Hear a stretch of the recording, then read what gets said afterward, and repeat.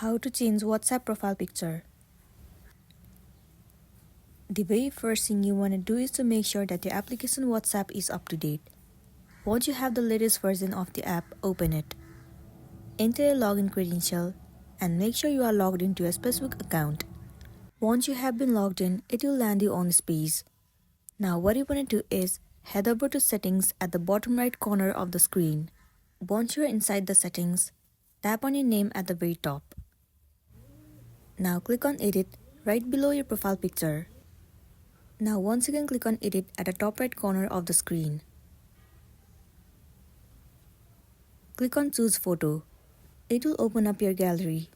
From here, select the picture that you want to change. Let's say I want to set this picture as my profile picture. Click on it. Adjust this picture as per your need. And once done, tap on choose at the bottom right corner of the screen. Once you click on choose, your profile picture will be changed successfully and then you'll be good to go. So that's all for today, and this is simply how you can change your profile picture on WhatsApp. Make sure to smash the like button and consider subscribing if you found this video helpful. We'll see you in the next one.